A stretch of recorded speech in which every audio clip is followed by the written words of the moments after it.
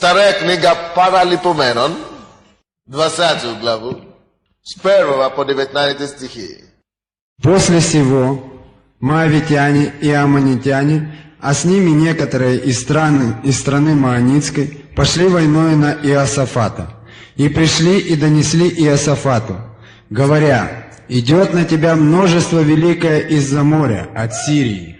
И вот они в Хацасон Фамаре, то есть... Что ты считаешь, непонятно. Ну, считай. Второе Паралипоменон, 20 глава. А? Второе Паралипоменон, А ты 20. сам понимаешь, что ты читаешь? Что ты прочитал?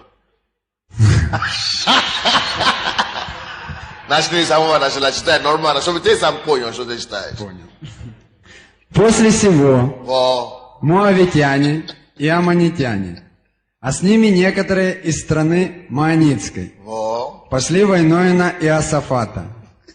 И пришли и донесли Иосафату, говоря: «Идет на тебя множество великое из-за моря, от Сирии». И вот они в Хацацон Фамаре, то есть в Энгенди. Так.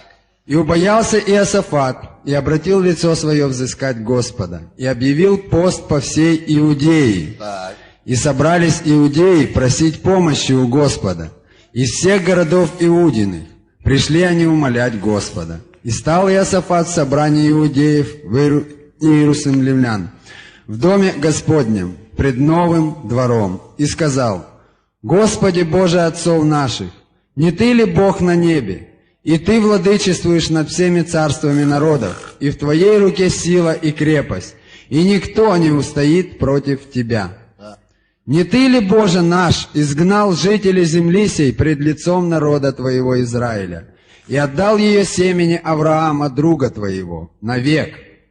И они поселились на ней, и построили Тебе на ней святилище во имя Твое, говоря: если придет на нас бедствие, меч наказующий, или язва, или голод, то мы станем пред домом сим и пред лицом Твоим, ибо имя Твое в доме сем, и воззовем к Тебе в тесноте нашей, и Ты услышишь и спасешь.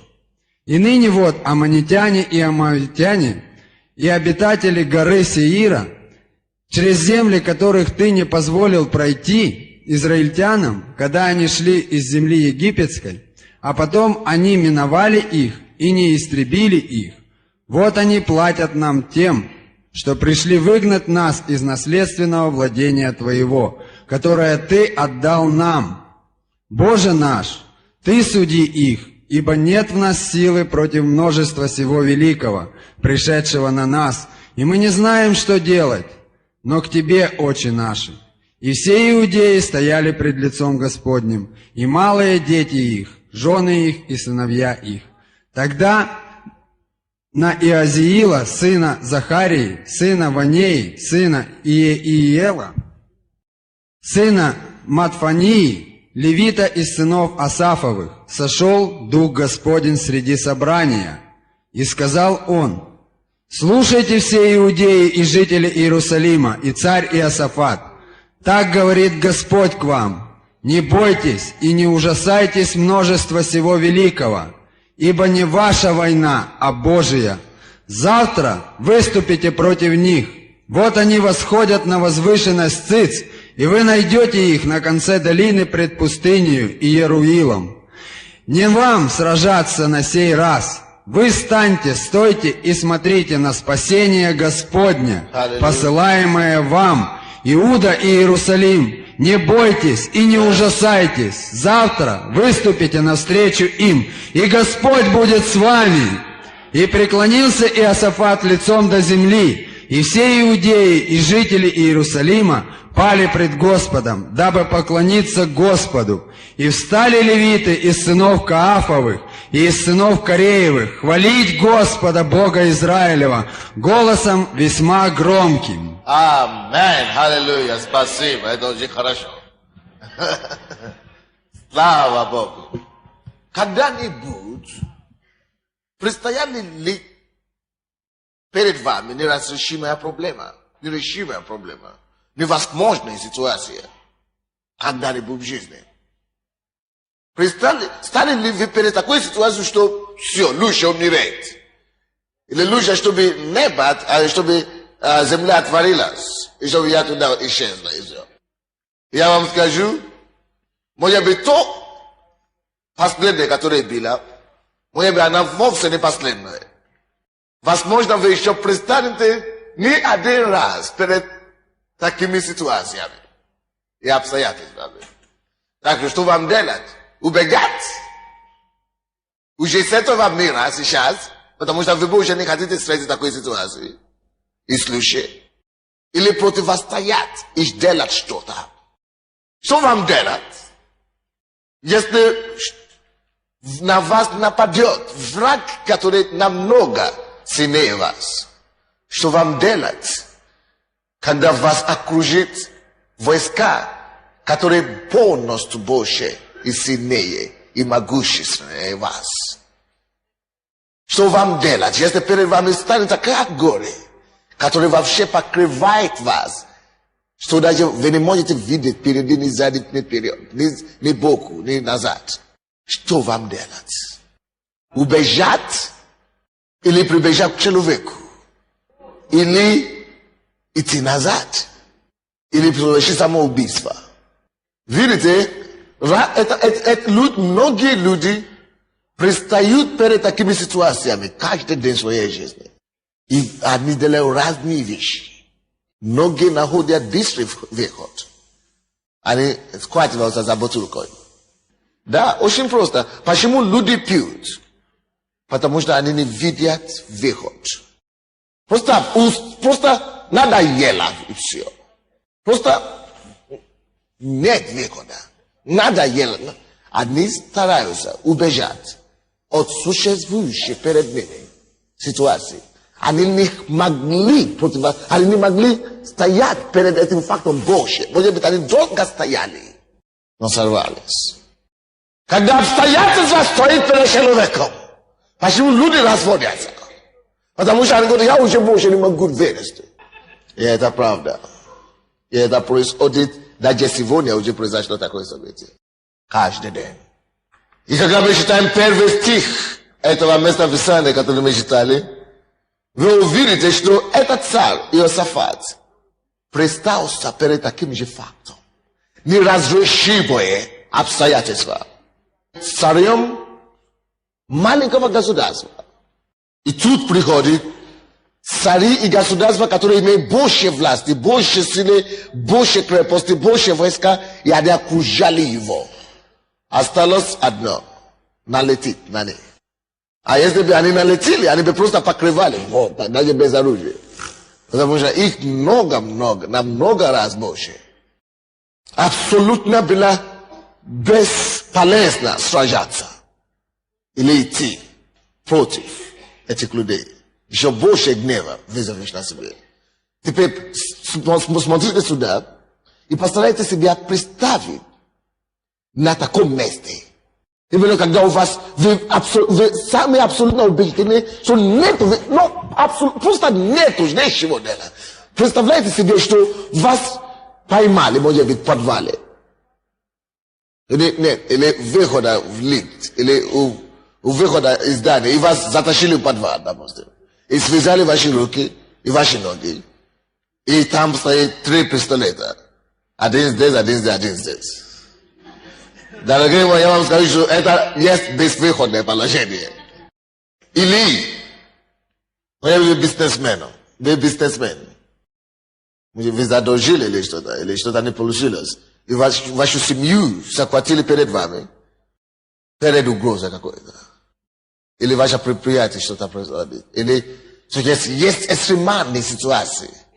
Существуют экстремальные ситуации. Действительно безвыходные положения. Или просто не такие даже вопросы. Но просто у тебя нечего кушать уже 2 недели. Но нечего кушать. Никто не благословляет и все. Молился уже все. Некуда.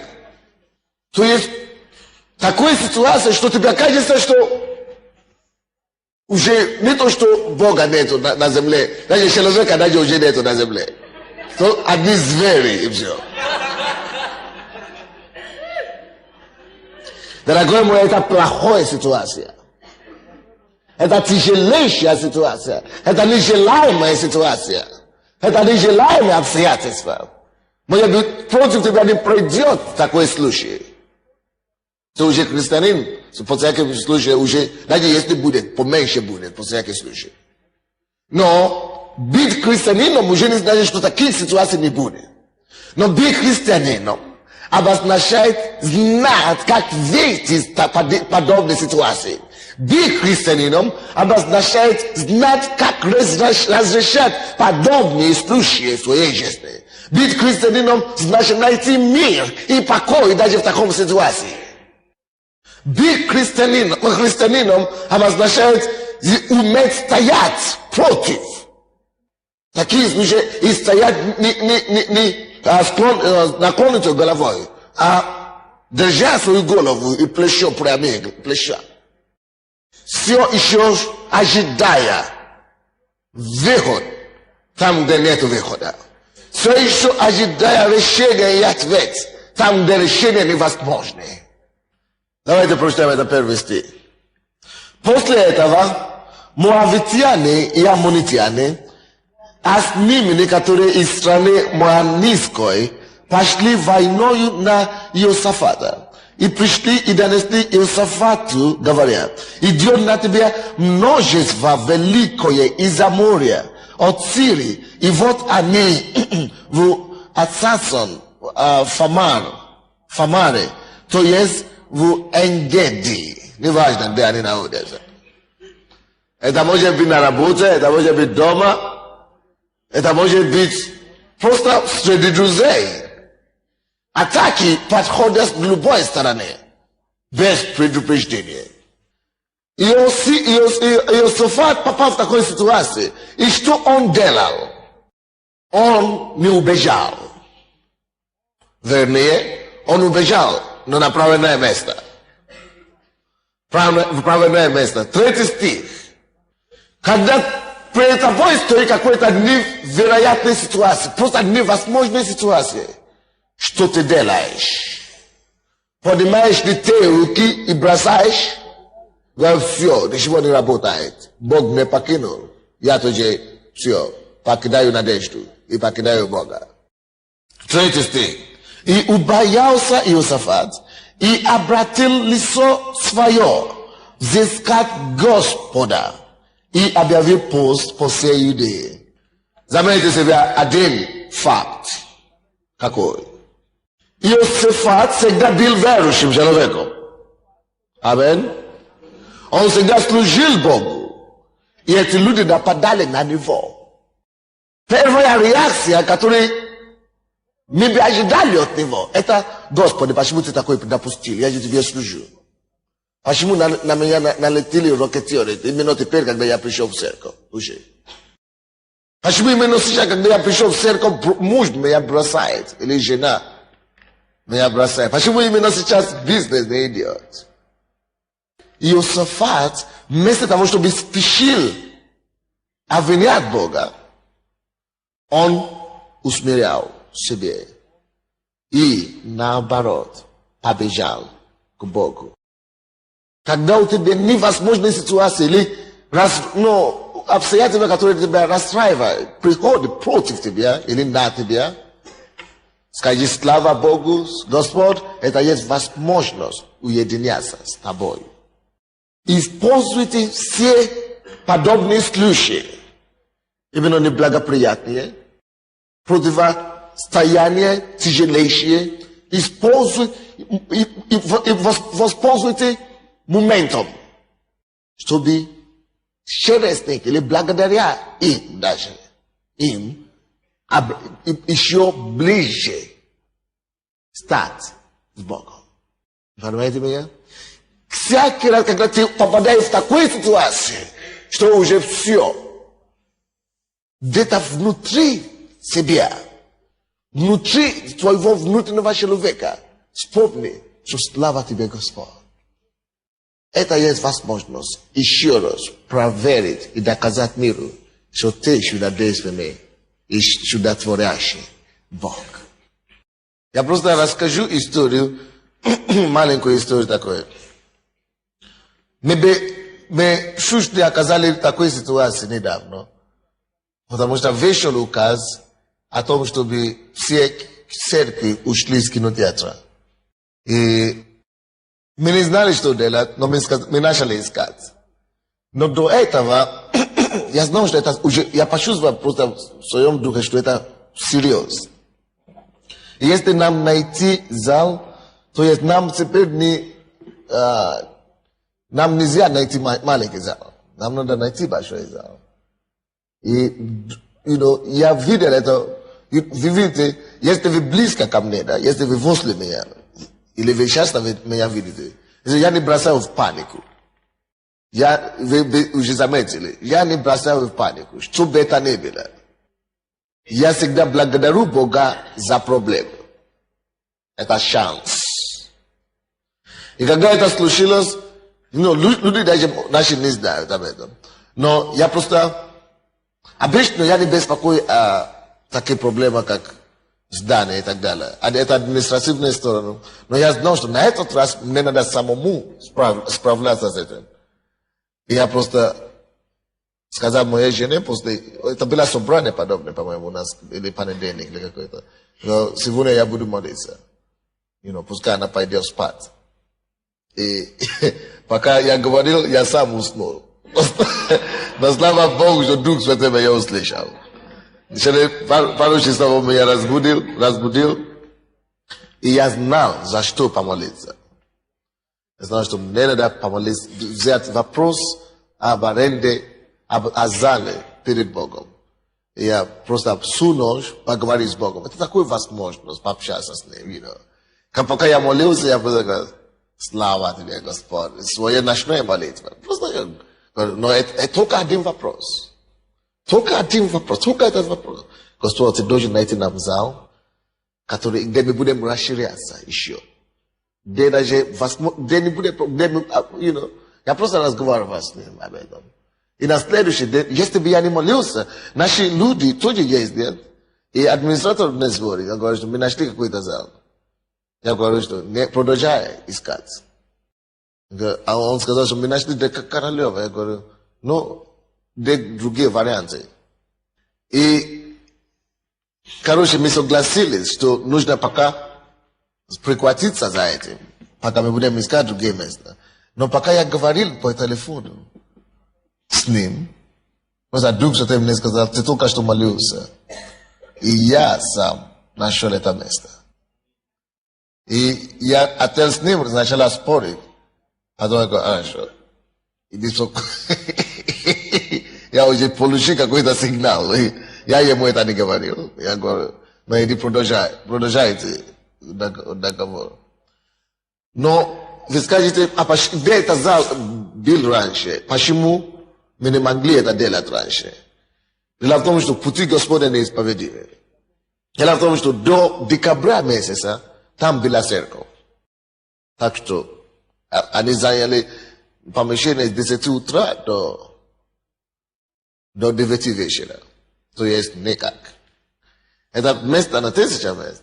Но потому что остальные то, что остается, только кинотеатры. А теперь кинотеатры вообще уже невозможно. Если не взять кинотеатры, то только Октябрьский палац, а там уже 3 церкви. Поэтому у нас получается просто полное накрытие.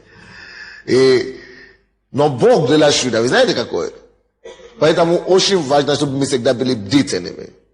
Бог, потому что та церковь не так большая, как наша. Они могут еще легче найти зал. И может быть у них 700 или 800 человек. Поэтому они еще могут найти. Но нам просто нельзя найти больше такого зала. Еще. Вот. Поэтому Бог вынужден их передвинуть. Мы же не разговаривали с ними. Но перед этим они только что переехали. Знаете куда? Другой кинотеатр. А указ, который вышел, запрещает вообще в кинотеатр. Когда они это услышали, они хотели вернуться в то помещение. Но как раз до этого мы только что молились, и я только что дал согласие нашему администратору заключить договор там.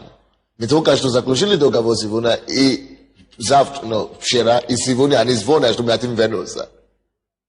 Но уже было поздно. Мы имели помещение. Если бы не так, мы бы с вами, наверное, стали на улице до лета. Ну, до следующей зимы, наверное. Ну, кто его знает, когда чудо произойдет. Поэтому это просто пример.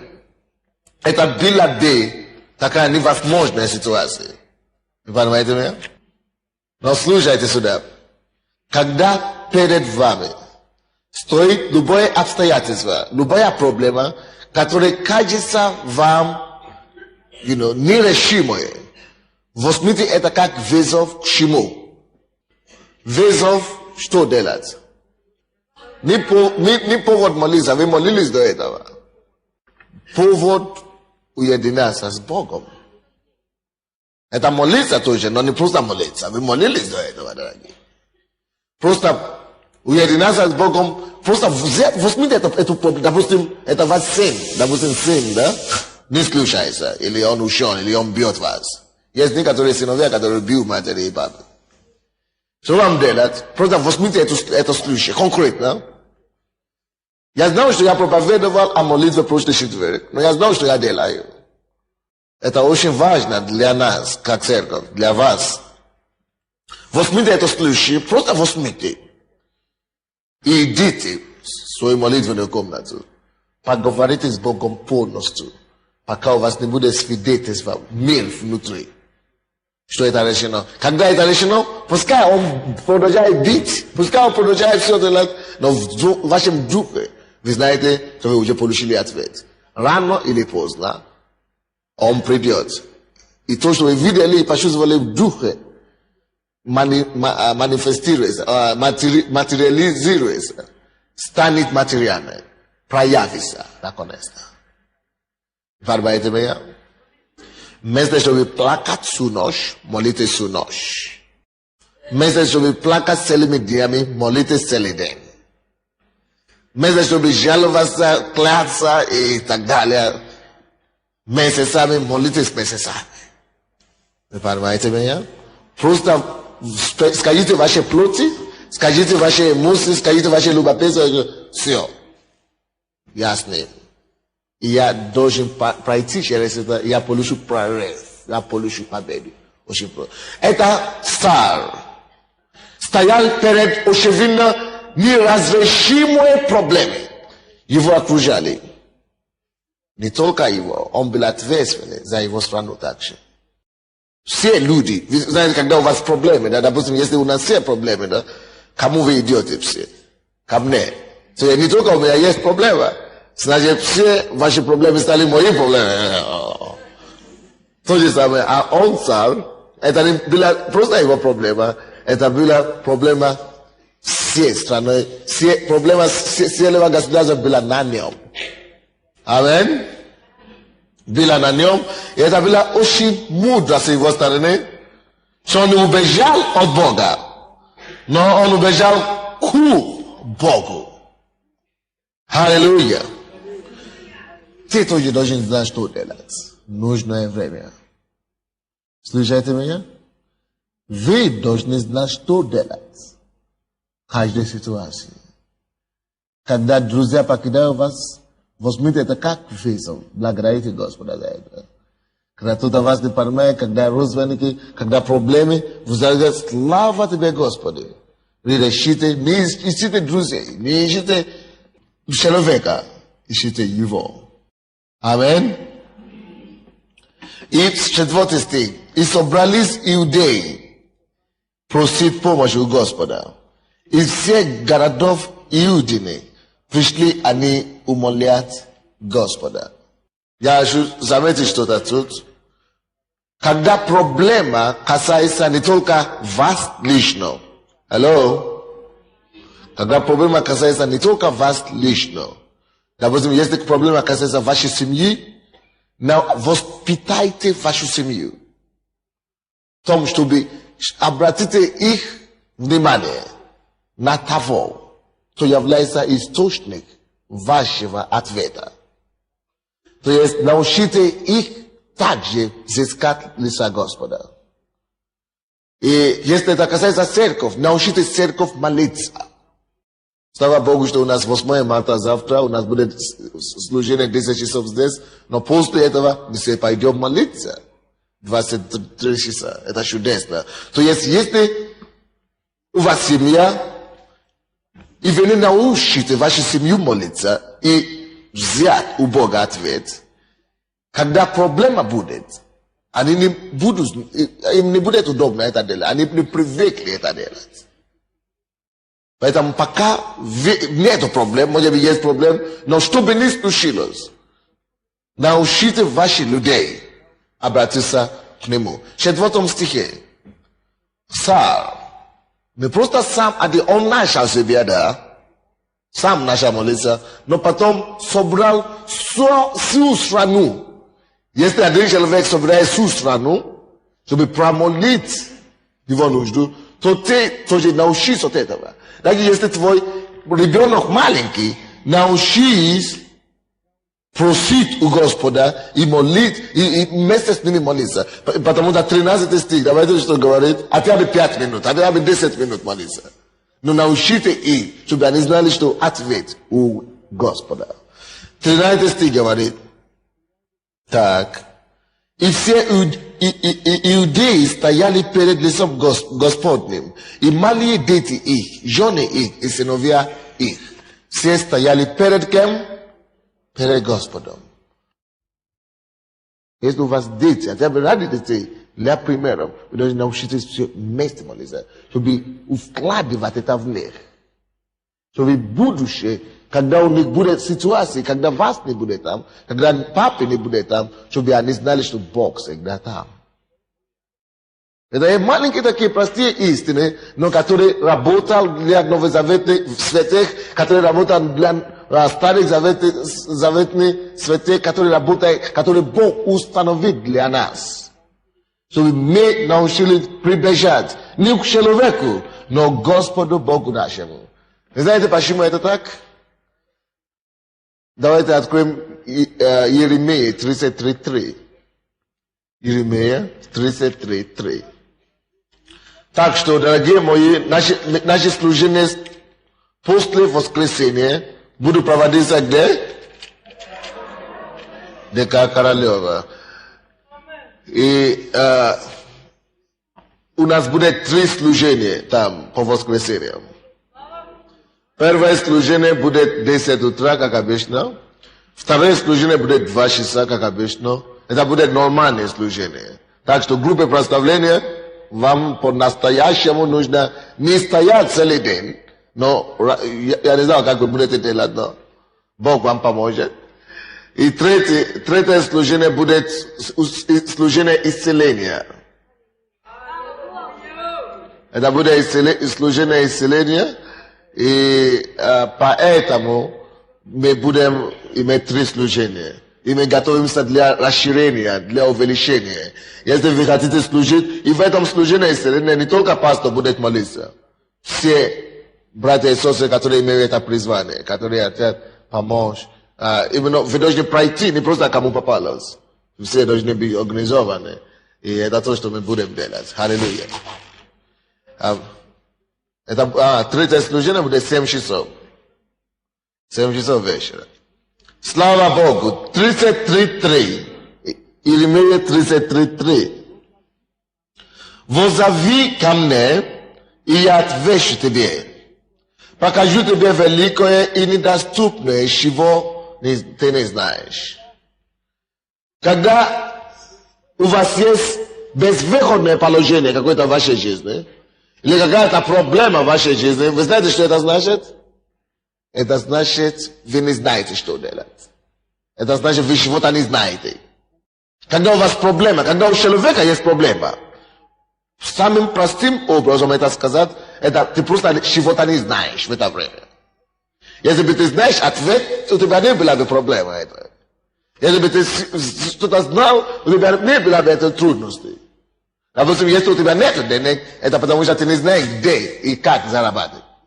Если у тебя нет семьи, это потому что ты не знаешь, где твой муж или твоя жена. Если у тебя нет детей, это значит, потому что ты не знаешь, чего у тебя нет. Ты не знаешь, что делать, чтобы это получить. И что бы это ни было, это потому что ты чего-то не знаешь. Согласитесь со мной? Когда есть проблема, это значит, мы не знаем решения, мы не знаем чего-то, что-то. Вы знаете, что происходит, когда вы молитесь? Давайте посмотрим этот стих. «Воззови ко мне, когда вы вызовете к Господу, и я отвечу тебе, покажу тебе». Слушайте сюда. Когда вы молитесь и взываете к Господу, Бог открывает ваши духовные глаза. Он дает откровение. Он показывает вам вещи. Он открывает вам выход, решение, ответ.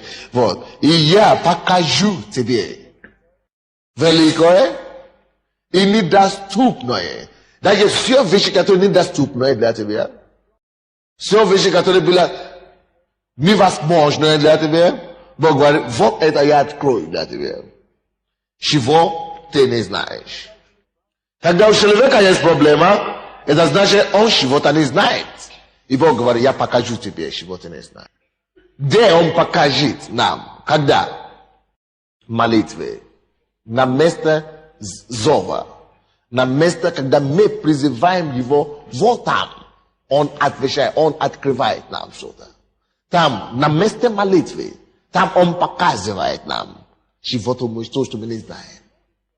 Обычно, когда мы молимся, мы не должны получить, чтобы мы знали, что мы уже получили, что решение уже есть. Но нам надо, чтобы Бог показал нам, что Он уже ответил. После моей молитвы той ночи, я знал в моем сердце, что Бог уже ответил на эту проблему. Я даже не говорил моей жене, о чем я молился. Я просто знал, что Бог уже ответил на это. Я закрыл этот вопрос. Он показывает тебе великое и недоступное. Поэтому, если ты в каком-то смущении, не ищи самоубийства, не старайся убегать или убежать от проблемы через наркотики или через этого дела. Это ты только старайся убежать. А когда ты проснешься, стало еще 10 раз хуже, может быть 1000 раз хуже. Не разреши твои проблемы через скандалов и атаки на флоте или на человека. Hello? Is this? Не старайтесь реагировать по плоти, делать скандалы и бить, и ломать и так далее. Это дьявол так делает. Вы не дети дьявола, вы дети Бога, правда? Поэтому найдите решение и ответы на тайное место. В тайное место, где Бог открывает, где Бог показывает великое и недоступное. То, чего ты не знал. Когда у человека есть проблема, я повторяю, это значит, мы чего-то не знаем. По крайней мере, мы не знаем ответ.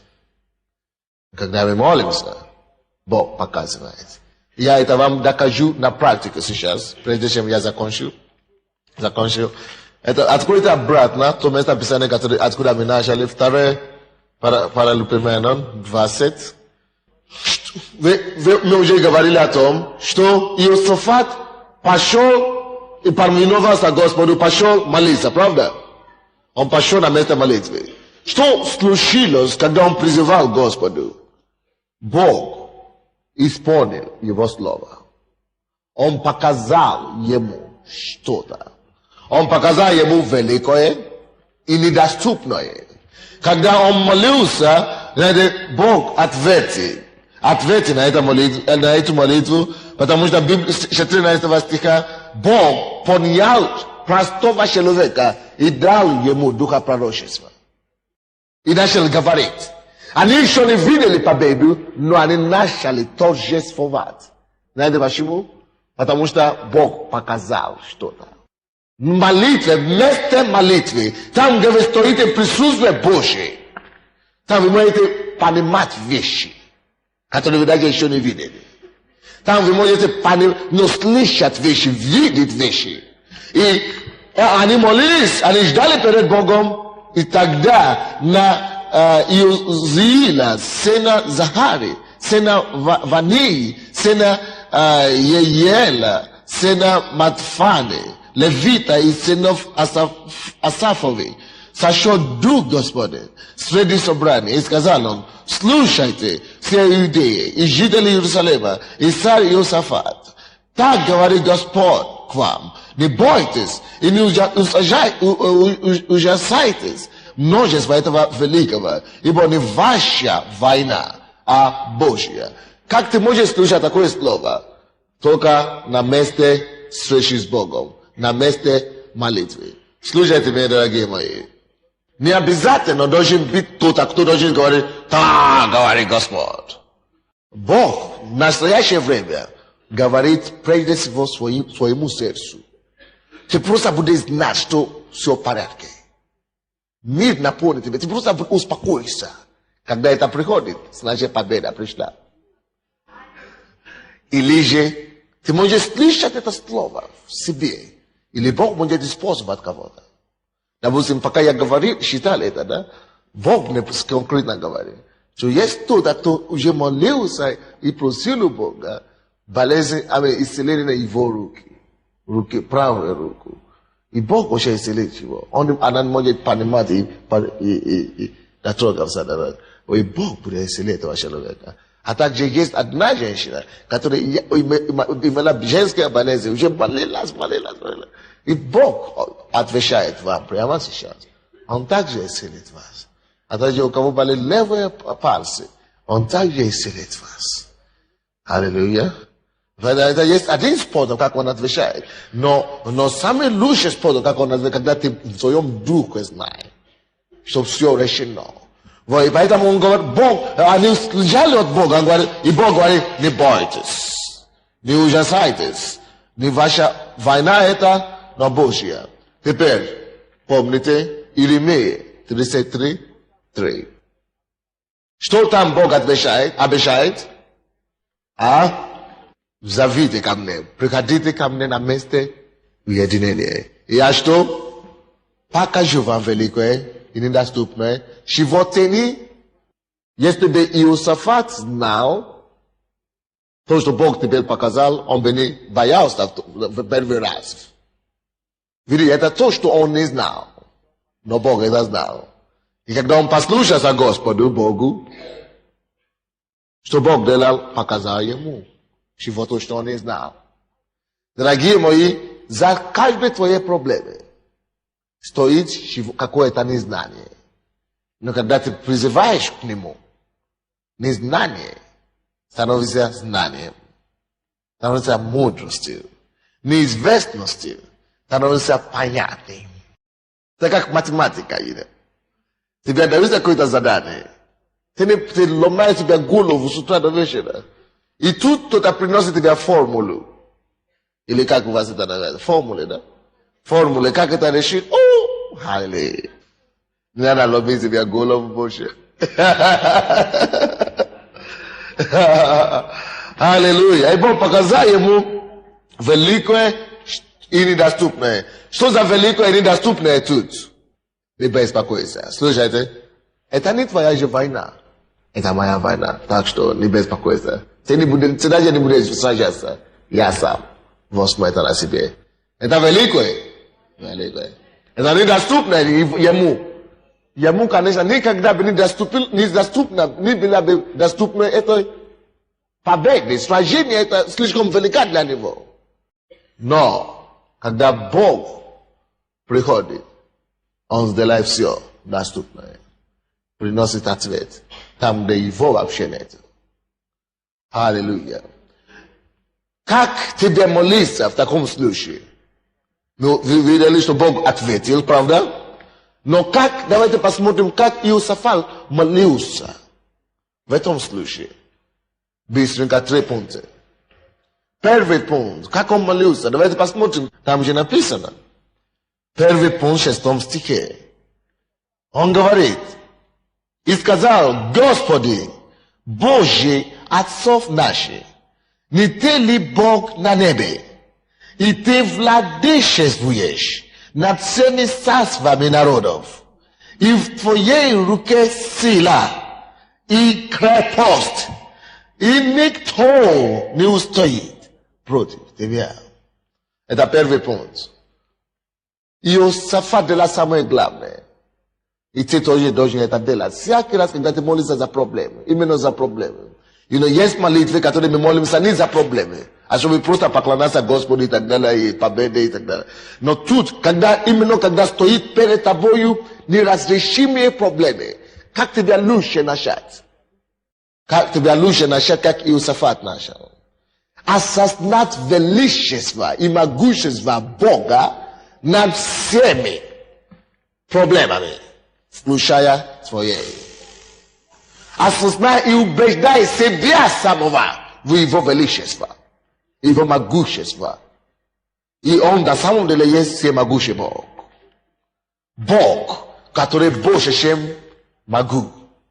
Бог, который больше, чем возможно. Слава Богу. Бог, который больше, чем невозможно. Бог, который больше, чем неизлечимый. Бог богов. Царь, Господь, царь царей, Господь, господствующий. Аллилуйя. Вы слушаете меня? Да, слава Богу.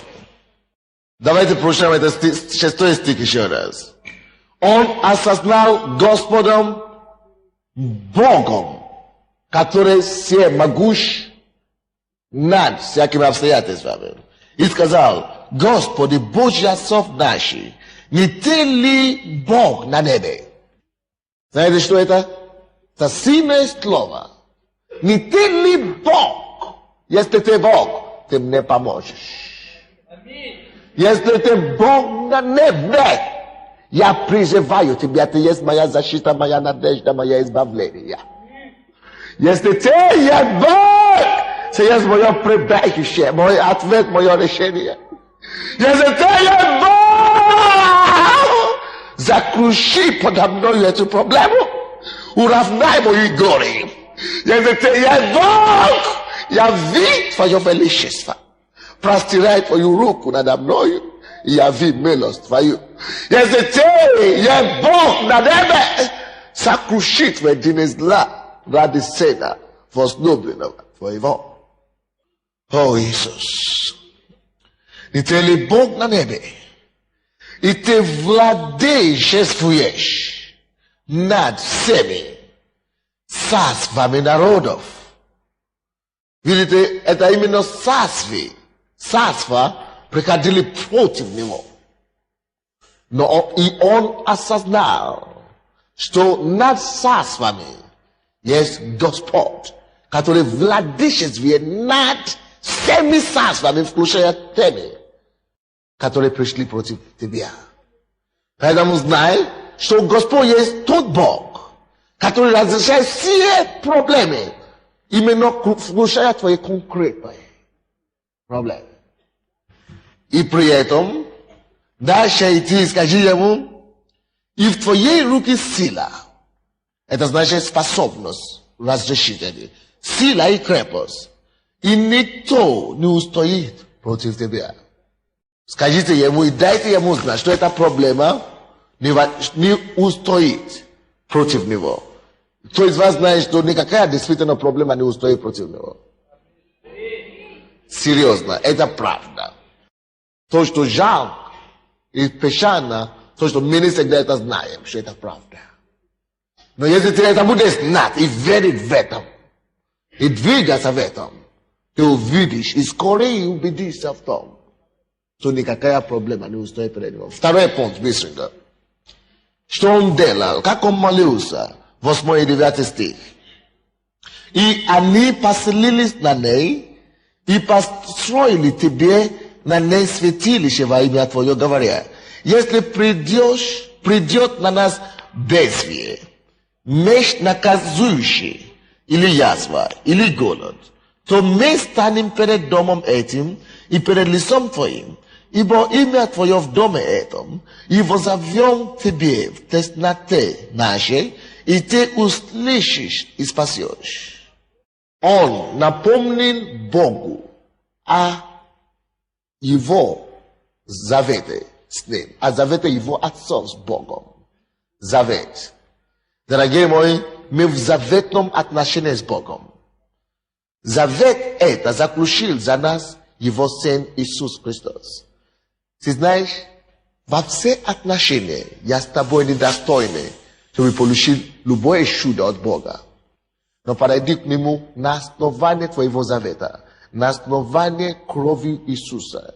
Говорит, Господь, Сын Твой, если Ты отдал за меня Сына Твоего, единородного, неужели Ты это еще не сделаешь? Если Иисус пролил свою кровь и очистил меня, Библия говорит, всякий, кто во Христе Иисусе, тот новая тварь. Я стою не на основании своих добрых дел. Не забудьте это. Не на основании своей доброты и своих дел, но на основании того, что Иисус совершил для меня. Поэтому, Господь, смотри на Иисуса. Смотри на меня хвост Иисуса. Смотри на кровь Иисуса. И яви дела, яви чудо для меня. Смотри на основании Твоего слова. Это тоже есть второй завет, основание завета. Твое слово, которое утверждено навеки. То есть, подойдите к Богу на основании, которое Он сам предлагает нам, на основании Его завета. Когда мы молимся часто, мы просто молимся, но мы должны иногда молиться правильно, иногда молиться в своем уме, на своем языке и знать, что мы просим и на основании чего. Потому что дьявол будет атаковать тебя.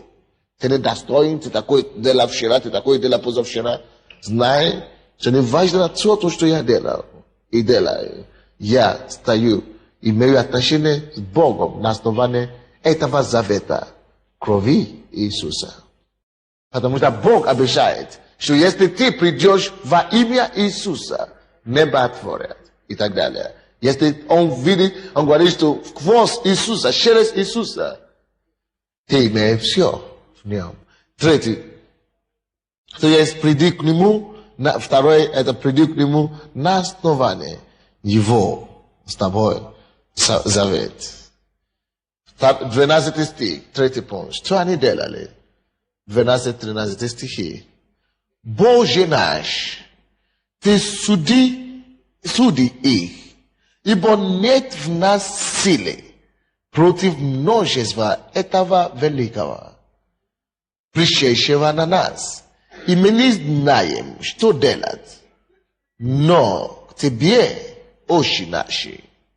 И все иудеи стояли перед лицом Господним, и малые дети, жены и сыновья стояли. Отметьте себе это, стояли. И в 12 стихе отметьте себе слово «Тебе очи наши». Тебе очи наши. Третий, то, что вы должны делать. Именно когда против вас стоят такие неразрешимые проблемы, очень большие проблемы. Третий, то, что нужно делать, не отклониться, не убирать свои очи от Господа. Держись до конца. Не убрать, они стояли несколько дней и ночей. Там! Даже дети жены. Стояли на месте. Выпрашивали у Бога. Не гибались, не качались. Не сомневались. Не бегали туда, то ли к батюшке, то ли дедушке, то ли к бабкам, то ли к Богу, то ли к Иисусу, то ли к Сансезам, то ли туда, то ли сюда. То ли к уму, собственному решению, то ли Богу, то ли туда. Они не попали в замешательство. Стояли. Библия говорит, мы с вами должны взирать только на начальника и совершителя нашей веры. Дорогой мой, я вам скажу, начальник и совершитель твоей веры, он способен тебя избавить. Если ты будешь доверяться ему до конца, если ты будешь смотреть на него до конца, если ты будешь взирать на глаза его до конца, он покажет тебе его мощь, его могущество. Он даст тебе решение. On da тебе воду пустыне. Он даст тебе дорогу, степи. Он найдет путь, там, где они не существуют. Он докажет тебе, что он держит этот мир. Он докажет тебе, что он есть тот, который уже отдал самое дорогое у него для тебя. Что ничего больше не стоит, чтобы дать тебе. Просто он хочет знать, устоишь ли ты за ним до конца. Он написано, что они устремили его их глаза на него, они не убрали их взор от Иисуса, не стояли до конца. Стояли до конца. И Бог после этого, сразу после этого 13 стиха, что мы видим, 14, что следует, после того, как они стояли, были проверены. И 14 стиха что? Тогда на Иосила и так далее зашел Дух Господень. Дух Господень зашел, чтобы принести им ответ и решение. Давайте станем и поговорим с Богом. Я благодарю Тебя за этот день и за это слово. Дух Божий, носись в сердцах людей над этими словами, чтобы в нужный момент, в нужное времени, чтобы каждый из них нашел Тебя во время беды и гонения. И как Ты обещал, Господь, открывай им великое, открывай им недоступное, то, чего они не знали. Я благодарю Тебя, Господь Иисус, что Ты ответил. Ибо я молюсь во имя, которое выше всякого имени,